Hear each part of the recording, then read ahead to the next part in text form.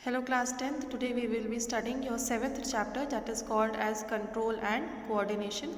यहाँ पर हम जितने भी लिविंग ऑर्गेनिजम्स हैं या तो वो ह्यूमन होते हैं या प्लांट होते हैं उनके हम कंट्रोल एंड कोऑर्डिनेशन के बारे में पढ़ेंगे। इसका मतलब ये होता है कि हर कोई ऑर्गेनिज्म के अंदर एक कोई सिस्टम होता है जिसके द्वारा वो अपने बॉडी को कंट्रोल कर सकता है या उसको संभाल पाता है, कंट्रोल कर पाता है या कोऑर्डिनेट कर पाता है, यानी कि उस हिसाब से चला पाता है। ठीक है। All living organism responds and reacts to changes in the environment around them। ठीक है। इसका मतलब ये होता है कि अपने आसपास के वातावरण के अनुसार अपना शरीर उसको प्रतिक्रिया देता है, रिस्पॉन्ड करता है या रिएक्ट करता है। ठीक है। क्यों करता है? क्योंकि जो चेंजेस होते हैं, जो एनवायरनमेंट में जो चेंजेस होते हैं उसके अकॉर्डिंगली हमारा शरीर रिएक्ट करता है। ठीक है। और इस वर्ड का मतलब होता है स्टिमुलाई। और स्टिमुलाई जो शब्द है ये इस चैप्टर में बहुत बार यूज़ हुआ है।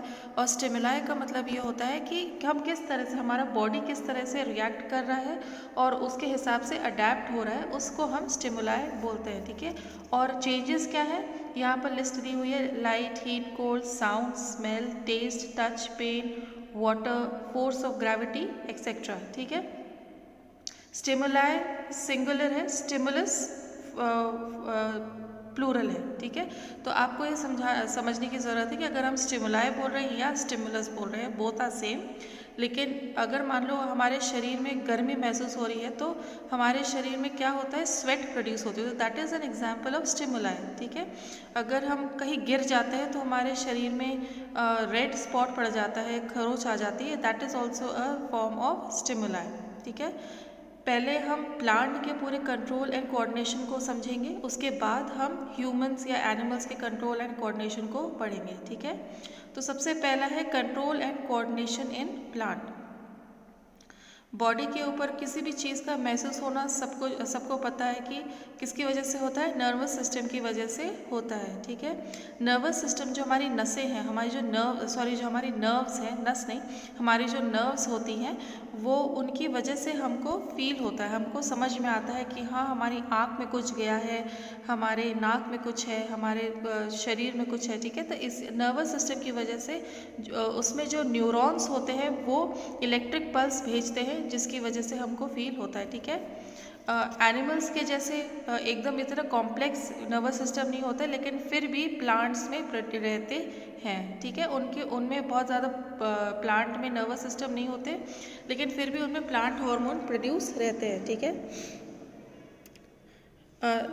सबसे अच्छा वर्ड है अ केज, ताकि आपको इनके प्लांट के पांचों हार्मोन्स याद रहे। ठीक है। ए से होता है auxins, c for cytokinins, a for abscisic acid, g for gibberellins, e for ethyl. ठीक है। These are the plant hormones that helps in the control and coordination of plant. ठीक है। हार्मोन्स क्या करते हैं, केमिकल सब्सटेंस होते हैं hormones जो हमारे कंट्रोल और कोऑर्डिनेशन को रेगुलेट करते हैं। ठीक है। सब चीज़ हम एक एक करके देखेंगे कि हार्मोन्स का क्या होता है। ठीक है। ऑक्सिन हार्मोन कहाँ पर मिलता है, वो मिलता है प्लांट के एपिकल में। ठीक है। जो टिप होता है वहाँ पर ऑक्सिन हार्मोन हमको मिलता है। It helps in the enlargement of cell. ठीक है। सेल को बढ़ाता है और सेल के डिफ्रेंसिएशन में भी प्लांट में हेल्प करता है ऑक्सिन हार्मोन्स। ठीक है। डिफ्रेंसिएशन मतलब कि प्लांट में हर जगह जो सेल्स आते हैं, रूट में रूट में, स्टेम्स में, ब्रांच में, लीव्स में, तो लेकिन अलग अलग उनके स्ट्रक्चर्स आपने देखे होंगे कि रूट और स्टेम अलग अलग होते हैं। क्यों अलग अलग होते हैं? क्योंकि उनके सेल्स अलग अलग होते हैं। तो that is called as cell differentiation. Fruit जो बढ़ने की बात आती है वो भी ऑक्सिन हार्मोन की वजह से होती है। Controls a plant response to light and gravity. ठीक है। तो जो कुछ प्लांट ऐसे होते हैं जो सन की तरफ मूव करते हैं, तो वो किसकी तरह से रिस्पॉन्सिबल है, ऑक्सिन हार्मोन की वजह से these plant respond to light and gravity. ठीक है। कुछ प्लांट आपने देखे होंगे कि बहुत नीचे होते हैं, कुछ प्लांट वो देखे आपने बहुत ऊपर होते हैं, तो उसमें ग्रेविटी होती है। ठीक है। ये आप मॉलिक्यूल्स आप देख रहे हैं वो सब ऑक्सिन मॉलिक्यूल्स है। ठीक है। ये जो जब सनलाइट आती है तो ऑक्सिन मॉलिक्यूल्स दूर भागते हैं ठीक है। तो जिस तरफ वो भगते हैं उस तरफ वो उनके प्लांट का एलोंगेशन होता है, ठीक है। तो इस तरह से ऑक्सिन 4 काम करता है प्लांट में: cell enlargement, cell differentiation in plant, fruit growth, controls a plant response to light and gravity. Next hormone है आपका साइटोकाइनिन। साइटोकाइनिन जो हार्मोन होता है उसमें जो बेसिक फंक्शन होता है वो सेल का डिवीजन होता है, ठीक है। एक सेल से दूसरे सेल जब डिवाइड होता है, जब नई सेल आती है, that is dependent on cytokinin hormone, ठीक है। Breaking the dormancy of seed. Dormancy का मतलब होता है कि जो बीज होता है वो सीड में से एक नया वो आप स्प्राउट देखे होंगे, अगर किसी चीज़ को अगर आपने भिगाया होगा, चने का, मूंग की दाल को अगर आप अंकुरित करना मांगते हैं तो वहाँ से आप एक वाइट कलर का एक स्टेम जैसा निकलता है, जड़ जैसी निकलती है, ठीक है। तो वो जो सीड है जो अभी तक जीवित नहीं था, जो अभी तक किसी भी तरह की एक्टिविटी नहीं दिखा रहा था, तो वो डोरमेंट था। तो साइटोकाइनिन हार्मोन की वजह से वो डोरमेंट स्टेज जो है वो टूट जाता है, वो ख़त्म हो जाता है, ठीक है। उसके बाद है स्टोमेटा का ओपन होना, ठीक है। लीफ के अंदर छोटे छोटे स्टोमेटाज होते हैं which helps in exchanges of gases, CO2, O2, even transpiration और CO2 की स्टोमेटा की वजह से होता है, that is because of stomata. और फ्रूट ग्रोथ, इसमें भी साइटोकाइनिन हेल्प करता है to help the growth of the fruit, ठीक है। और दोनों में ये चीज़, दोनों पॉइंट बहुत इंपॉर्टेंट है: breaking of dormancy of seed and second opening of stomata. ये चारों चीज़ आपको याद करें, 2 तो याद करनी ही है। एब्सिसिक एसिड थर्ड है, वो डोरमेंसी रोकेगा, ठीक है, ताकि बीज बहुत ज़्यादा वो डोरमेंसी को ब्रेक कर रहा था ऊपर वाला एसिड, जो बिना काम का सीड होगा वो उसको वो और आगे बढ़ाने में हेल्प करता है, ठीक है। एब्सिसिक एसिड क्या करता है, उसे डोरमेंसी ऑफ सीड को रोकने के लिए हेल्प करता है, ठीक है। और क्लोज सेकेंड है कि वो स्टोमेटा को क्लोज करने में हेल्प करता है, ठीक है। ऊपर वाला है it helps in opening of stomata, ये वाला है आपका क्लोजिंग द स्टोमेटा, ठीक है। Promotes the falling of leaves, ठीक है, ये ज़रूरी है। It also causes the detachment of flower and fruits, ठीक है। फ्रूट और फ्लावर्स का पेड़ से टूट के गिर जाना, ये भी एब्सिसिक एसिड हेल्प करता है होने में, ऑलराइट। उसके बाद फोर्थ आपका आता है जिबरेलिन्स हार्मोन्स, और ये ऑक्सीजन के प्रेजेंस में काम करता है, ठीक है। पहला वाला है cell enlargement and cell division in the presence of auxin, ठीक है। ऑक्सिन अगर हार्मोन होगा तो ही वो जिबरेलिन हार्मोन काम करता है। फूड ग्रोथ में काम करता है, शूट एक्सटेंशंस में भी काम करता है, ठीक है। शूट कौन सा है? शूट जो है वो जो भी प्लांट का हिस्सा ज़मीन के ऊपर है उसको हम शूट कहते हैं, ठीक है। नेक्स्ट है इथाइलिन। आपके सिलेबस में है नहीं, लेकिन ये थोड़ा सा याद रहेगा ताकि नेक्स्ट उसमें भी आपको याद रहे। It is help in responsibling of smell, ठीक है।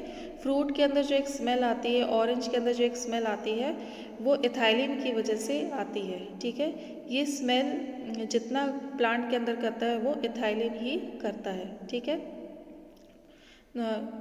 आपका जियोट्रोपिज्म की वजह से भी रिस्पॉन्सिबल होता है, यानी कि जो ग्रेविटी का हम जो पढ़ेंगे उसकी तरफ का भी ये इथिलिन काम करता है, ठीक है, ताकि रूट जो है वो नीचे जा सके, ग्रेविटी के अगेंस्ट जा सके। नेक्स्ट है आपका प्लांट मूवमेंट, ठीक है। अब आपको पता है कि जब हम जो ह्यूमंस हैं वो एक तरह से चल सकता है, ठीक है, लेकिन प्लांट मूव नहीं कर सकते, दे आर नॉन मोटाइल, वो मूव नहीं कर सकते। अगर कोई प्लांट मूव नहीं कर सकता है तो किसी प्लांट को मूव करते हुए देखा है? यूजुअली आंसर होगा नहीं, लेकिन साइंटिफिकली अगर हम देखें तो प्लांट डज मूव, ठीक है। मनी प्लांट को अगर आप देखे होंगे तो वो ऊपर की तरफ मूव करते हैं। जो क्लाइंबर्स होते हैं इट मूव्स अप, और जो क्रीपर्स होते हैं वो नीचे नीचे फैलते जाते हैं, ठीक है। जो इंडोर प्लांट अगर आपने लगाया है, अगर घर के अंदर प्लांट लगाया है तो वो यूजुअली वो सनलाइट की तरफ मुड़ने लगता है। तो देखिए इस तरह से ये मूवमेंट्स, इस तरह के मूवमेंट्स को हम बोलते हैं कि these are the plant movement. भले ही वो पैर उनके नहीं है, वो चलते नहीं, एक दूसरी जगह नहीं पहुंच जाते हैं, लेकिन वो मूवमेंट हो जाते हैं। पहला है ट्रोपिज्म, ठीक है। अगर हम ये बोले कि कोई भी एक्सटर्नल रिस्पॉन्स अगर प्लांट को मिलता है, ठीक है, किसी भी चेंज की वजह से, a growth movement of a plant takes part in response to an external stimulus in which the direction of stimulus determine the direction of response is called tropism, ठीक है। इसका मतलब ये होता है कि ट्रॉपिज्म्स में सबसे दो चीज़ होती है। पहला ये कि वो स्टिमुलाई हो रहा है, वो रिएक्ट कर रहा है, प्लस स्टिमुलाई के तरफ भी वो मुड़ता है, ठीक है। तो इसमें स्टिमुलस भी है और डायरेक्शन भी है, तो इस तरह के मूवमेंट को हम ट्रॉपिज्म बोलते हैं, ठीक है। नेक्स्ट वाले में हम देखेंगे कि एक ऐसा मूवमेंट होता है कि वो मोशन तो होता है लेकिन डायरेक्शन उसका नहीं पता होता है, ठीक है। और इस ट्रॉपिज्म में जो मूवमेंट होता है वो ये है कि उसको रिएक्शन भी मिल रहा है, ठीक है, और जिस तरफ से रिएक्शन मिल रहा है उस तरफ वो मुड़ता भी है, ठीक है। तो यहाँ 5 तरह के ट्रॉपिज्म है, ठीक है। तो यहाँ पर किधर भी जिस तरफ से उसको स्टिमुलाई मिलेगा उस तरफ वो प्लांट मूव करेगा, ठीक है। And that happens in response to the stimulus. अगर बाहर से कोई भी स्टिमुलस मिल रहा है तो उस डायरेक्शन में मुड़ जाना या उस डायरेक्शन में मुड़ जाना, that is called as tropism, alright. There are 5 types of tropism. पहला है लाइट, उसको हम फोटोट्रॉपिज्म बोलते हैं, ठीक है। लाइट की वजह से मूव करता है, ग्रेविटी की वजह से इसको बोलते हैं जियोट्रॉपिज्म। केमिकल की वजह से मूव अगर कर रहा है तो उसे बोलते हैं कीमोट्रॉपिज्म। वाटर की वजह से जो वाटर है वो हाइड्रोट्रॉपिज्म। टच है थिग्मोट्रॉपिज्म बोलते हैं, ठीक है। First we have to know about the light phototropism. तो इनमें से डायग्राम के थ्रू हम देखेंगे। पहला है फोटोट्रॉपिज्म। देखो सनफ्लावर है ये, ठीक है, वो सनलाइट की तरफ मुड़ जाता है, ठीक है, उसे हम फोटोट्रॉपिज्म है। जो जियोट्रॉपिक है वो ग्रेविटी की वजह से होता है, ठीक है।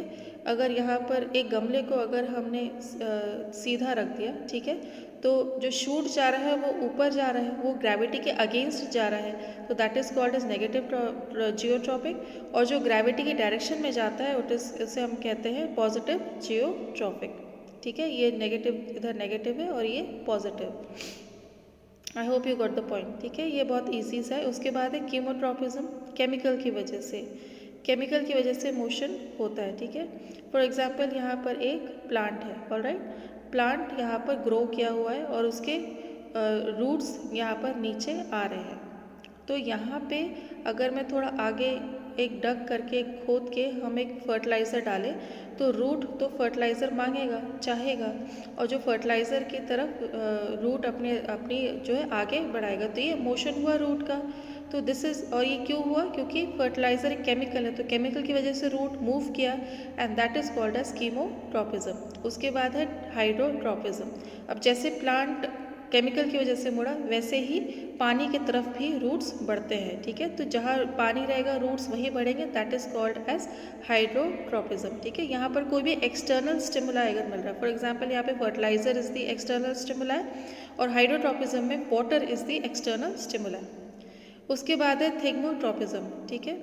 आपने बेल देखी होगी, उगती है, लेकिन अगर आप उसको कोई सहारा देते हैं तो उसी सहारे के ऊपर वो ऊपर बढ़ने लगते हैं। तो देखिए यहाँ पर अपने अगर स्टिक लगाया है तो उसी के थ्रू वो ऊपर बढ़ती जाती है, तो उसे वहाँ सेंस हो रहा है, टच मिल रहा है, जिसकी वजह से ऊपर जा रही है। नेक्स्ट मूवमेंट है नेस्टिक मूवमेंट, ठीक है। अगर बाहर से कोई एक्सटर्नल रिस्पॉन्स आ रहा है और उस स्टिमुलाई देते हैं, लेकिन जो रिस्पॉन्ड होता है उसका कोई पर्टिकुलर डायरेक्शन नहीं होता है, ऑलराइट। वो जो डायरेक्शन लेस रिस्पॉन्स जो होता है उसे हम नेस्टिक मूवमेंट बोलते हैं, ठीक है। जब डायरेक्शन नहीं हो तो उसे नेस्टिक मूवमेंट कहते हैं, और लेकिन उसमें स्टिमुलाई ज़रूर होता है, उसमें रिएक्शन ज़रूर होता है। हमने ऊपर में देखा था कि वहाँ पर ट्रॉपिक मूवमेंट में जैसे क्लाइंबर है, अगर टच है, अगर वो लकड़ी अगर वहाँ हमने लगा दी है तो वो ऊपर बढ़ेगा, डायरेक्शन मिलेगा उसको, ठीक है, वो एक जगह से दूसरी जगह जा रहा है। तो यहाँ पे जैसे यहाँ पे टच मी नॉट है, ऑलराइट, तो यहाँ पे जो अगर हम छूते हैं तो वो एकदम श्रिंक हो जाता है, ठीक है। तो यहाँ इस चीज़ को हम बोलते हैं थिग्मोनेस्टी, ठीक है, यानी कि टच में बिना डायरेक्शन के अगर वो रिएक्ट करता है तो उसको थिग्मोनेस्टी। और फोटोनेस्टी का मतलब होता है कि जब सुबह उस पर लाइट पड़ती है तो वो खिलने लग जाते हैं, ठीक है, तो लेकिन वो अपनी जगह से हिल नहीं रहे हैं, so this is also called as nastic movement. तो दिस इज जो लाइट की वजह से होता है वो है फोटोनेस्टी मूवमेंट। अब आती है एनिमल्स की।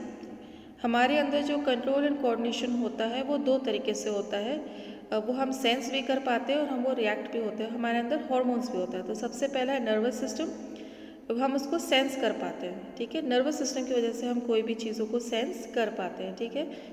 इनकी वजह से हमारे बॉडी के अंदर एक वेब जैसा फैला रहता है, ठीक है।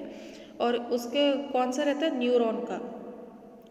तो दो तरह के हमारे नर्वस सिस्टम होते हैं। पहले है पेरिफेरल नर्वस सिस्टम, ठीक है। पेरिफेरल नर्वस सिस्टम में ये होता है कि उसमें एक वेब फैला होता है, एक बॉडी में फैला होता है, ठीक है। उसको मैनेज करने के लिए सेंटर पे बैठी रहती है, वो है हार्ट और फिर ब्रेन, ठीक है। जो फॉर एग्जांपल कोई मिडिल फिंगर में कोई अपने जो नीडल चुभी है, ठीक है, तो वो जो सेंस है वो हमारे दिमाग तक जाएगा, ठीक है। जो ब्रेन तक जाने के बाद उसके बाद जो सेल्स है वो जो सेंट्रल नर्वस सिस्टम है वहाँ जाता है, वहाँ पर मैसेज जाता है ब्रेन के थ्रू, ठीक है। पहले हम पेरिफेरल को देखेंगे, न्यूरॉन को देखेंगे, ठीक है। न्यूरॉन किससे बनी है उसे हम देख लेंगे, ठीक है। न्यूरॉन का एग्जाम्पल्स हम देख लेते हैं कैसे होते हैं। चार बार इस तरह से ये हमारे अंदर दिखती है, ठीक है। उसके बाद इस तरह से ये न्यूरॉन का डायग्राम हमको समझ में आता है, ठीक है। ये आपको बनाना है कॉपी में, अगर आपको बुक है आपके पास या PDF है तो आप अपने नोट्स में ये न्यूरॉन को बना सकते हैं, क्योंकि यूजुअली एग्जाम्स में ये पूछे ज़रूर जाते हैं, ठीक है। और ये न्यूरॉन के एंड्स हैं, ऑलराइट। और यहाँ पे होते हैं डेंड्रियंस, ठीक है। इस तरह से आप डायग्राम बनाएंगे और एक बार प्रैक्टिस आप ज़रूर कर लेंगे, ठीक है। ये है आपका न्यूक्लियस, ठीक है। ये एक दूसरे से बहुत ज़्यादा जुड़े हुए होते हैं, ठीक है। इसको बोलते हैं डेंड्रियंस, ठीक है। डेंड्रियंस, ठीक है। ये जो डेंड्रियंस होते हैं ये भी जो जितने भी एंड्स होते हैं आपके न्यूरॉन के वो सारे के सारे को हम डेंड्रियंस बोलते हैं, ठीक है।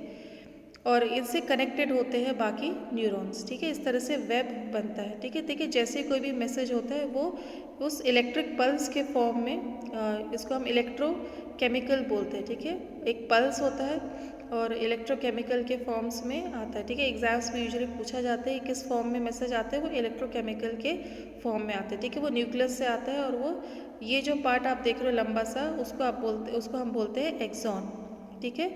इसमें होते हुए इलेक्ट्रोकेमिकल जाएगा आपके दूसरे न्यूरॉन में, ठीक है। डेंड्रियल्स में होते हुए दूसरे न्यूरॉन्स को ट्रांसफ़र कर देता है, ठीक। क्या ट्रांसफ़र कर रहा है, आपके इलेक्ट्रोकेमिकल सिग्नल। एक चीज़ और को क्रॉस करता है जिसको हम क्या बोलते हैं, साइनेप, ठीक है। This part is known as synapse, okay. इस तरह से मूव करते हुए जाएगा एक जगह से दूसरी जगह तक, ठीक है। अगर इसमें आप रियल इमेज देखेंगे वो कुछ इस तरह से दिखेंगी, ठीक है। नोड ऑफ रैनवियर, एक्सॉन, ये सब आप चाहे तो बना सकते हैं, लेकिन एक सिंपल डायग्राम भी बना सकते हैं। यहाँ इस तरह से जंप करते हुए इलेक्ट्रो पल्स जो होते हैं वो जंप करते हुए जाते हैं और एक यहाँ से वहाँ मैसेज फॉरवर्ड कर सकते हैं, ठीक है। और अगर जूम करके देखें तो कुछ इस तरह से दिखाई देगा, ठीक है। जो मैसेज होगा वो यहाँ आएगा, यहाँ पर इकट्ठा होगा, ठीक है। इकट्ठा होकर यहाँ एक दूसरे में दूसरे डैंड्रल्स के अंदर चला जाएगा और ठीक है, और फिर तीसरे के अंदर चला जाएगा। इस तरह से मोशन होता रहता है। आई होप इसको समझ में आया होगा, नहीं तो फिर से उसको रिपीट करिएगा देख के, ठीक है। तो इस तरह से मोशन होता है, ठीक है। अब नेक्स्ट होता है आपका कोई भी चीज़ फील होती है और आपके बॉडी के अंदर दो तरह के न्यूरॉन्स होते हैं। पहला है सेंसरी और दूसरा होता है मोटर न्यूरॉन्स, ठीक है। बहुत ही सिंपल सा है।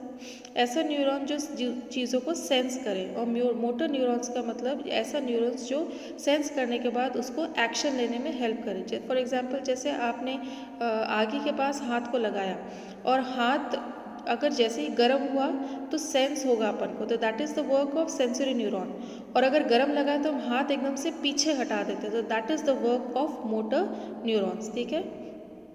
सेंसरी न्यूरॉन और ये आपका स्पाइनल कॉर्ड है, ठीक है। और यहाँ पर ये पर हटाने के बाद दूसरा फिर ये न्यूरॉन जो ये पास में मैसेज भेजेगा और फिर वहाँ पर मैसेज का आना, ठीक है, उससे आप रिएक्शन करोगे और हाथ को हटाओगे, उससे आप कहोगे मोटर न्यूरॉन, ठीक है। ब्लू वाला जो है वो सेंस कर रहा है और फिर उसके बाद जो रेड वाला है वो आपका एक्शन कर रहा है, ठीक है, जिसका आप बोलते हो मोटर न्यूरॉन, ठीक है, जिसकी वजह से आप एक्शन ले पाते हो, उसे हम मोटर न्यूरॉन कहते हैं। एक इम्पॉर्टेंट चीज़, सेंसरी न्यूरॉन और मोटर न्यूरॉन का जो कनेक्टिंग वाला जो न्यूरॉन होता है उसे हम कहते हैं रिले, ठीक है। रिले न्यूरॉन या इंटर न्यूरॉन, बहुत सिंपल सी चीज़ है, दोनों को कनेक्ट करती है, एक दूसरे से हमको हेल्प करती है कि हम डिसाइड करने के लिए कि हमको किस तरह से रिएक्ट करना है। ठीक है, नेक्स्ट हम चलते हैं सेंट्रल नर्वस सिस्टम। ठीक है, तो उसमें दो पार्ट होते हैं, पहला है ब्रेन, उसके बाद है स्पाइनल कॉर्ड। सबसे पहला है ब्रेन।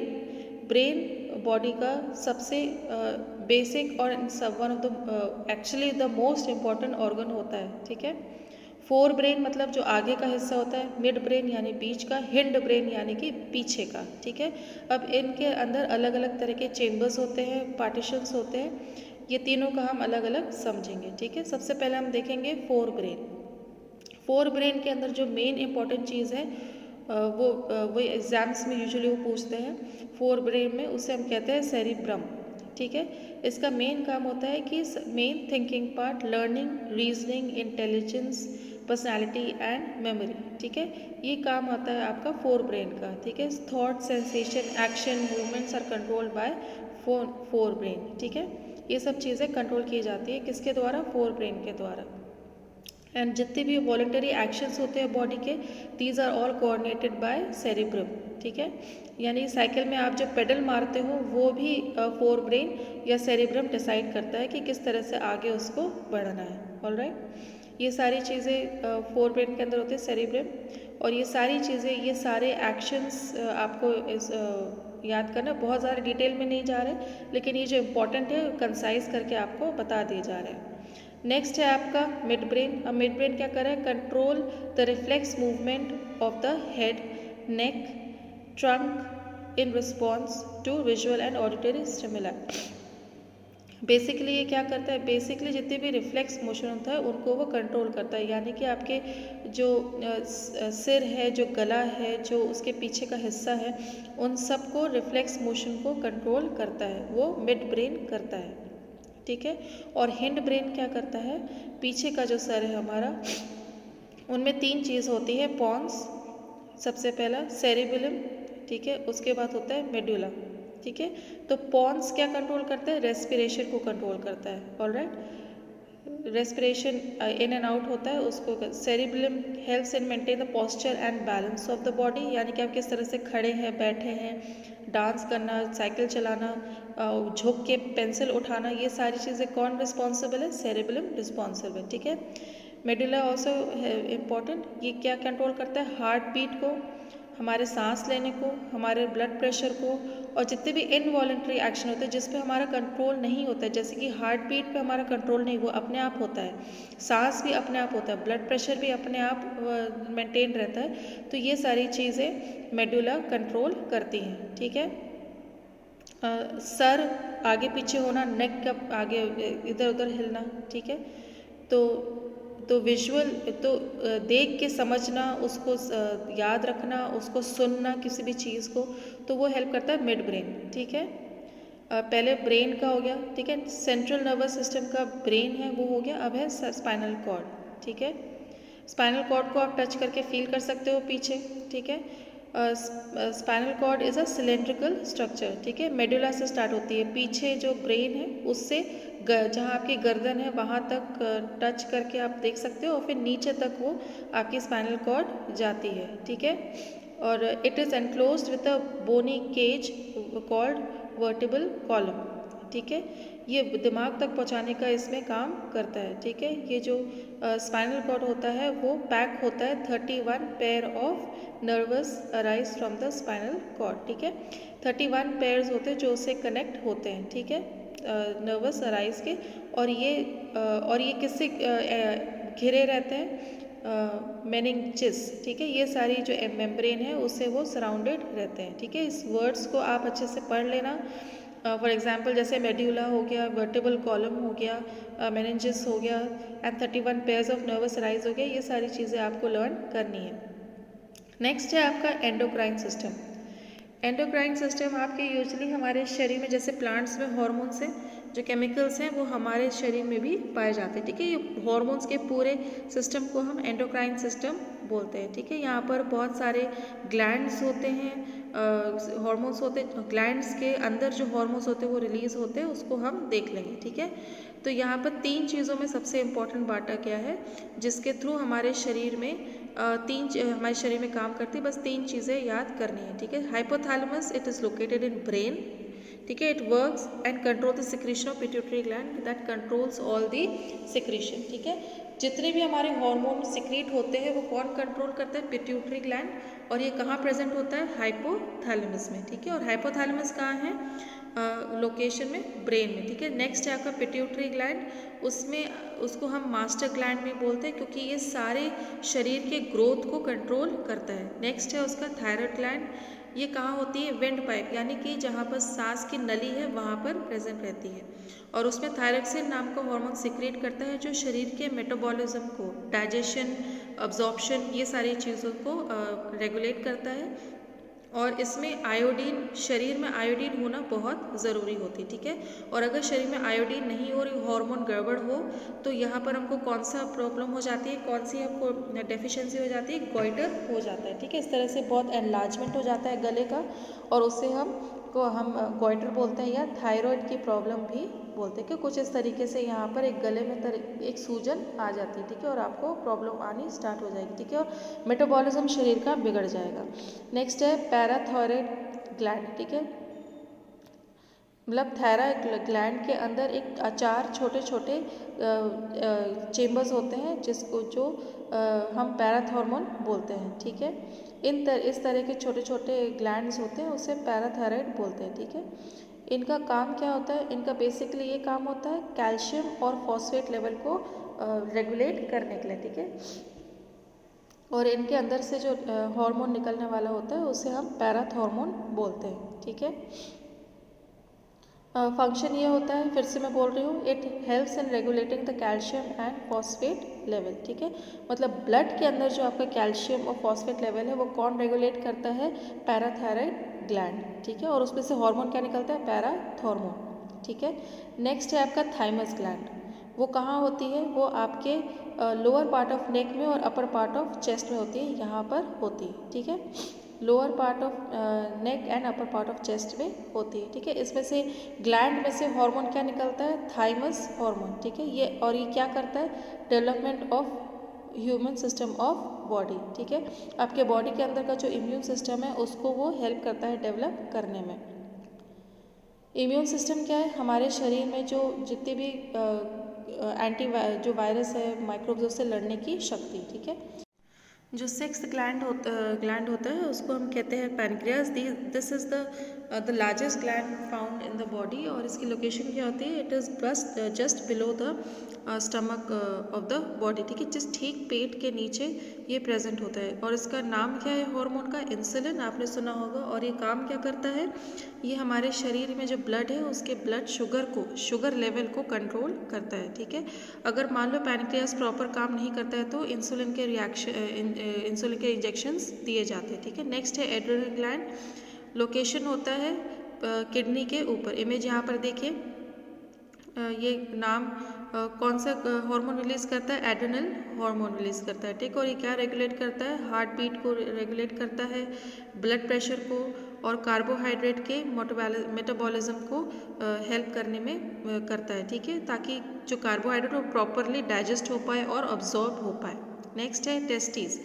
टेस्टिस जो होते हैं वो एक तरह का ग्लैंड होता है that is present in the main. ठीक है, और ये जो मेन के जो सेक्स ऑर्गन है उसमें ये प्रेजेंट होता है, and that helps in the production of testosterone hormone. ठीक है, और यूजुअली ये मेल में ही, यूजुअली नहीं, और 100% ऑफ द टाइम मेल में ही प्रेजेंट होता है। ठीक है, और ये टेस्टोस्टेरोन की वजह से ही आपके जो बेसिक डिफरेंस होते हैं, जो फिजिकल डिफरेंस होता है मेल और फीमेल में, वो इस टेस्टोस्टेरोन हार्मोन्स की वजह से होता है। 9th है आपका ovaries, these glands are present in female and make female sex hormones called as oestrogen and progesterone. Alright, ये दोनों हार्मोन्स प्रोड्यूस होते हैं किसकी वजह से, ओवरीज ग्लैंड की वजह से प्रोड्यूस होते हैं, and it is also responsible for that female characteristics that is present in womens. ठीक है, जो लड़कियों में जो फीमेल कैरेक्टरिस्टिक्स होते हैं वो एस्ट्रोजन और प्रोजेस्टेरॉन की वजह से होते हैं। ठीक है,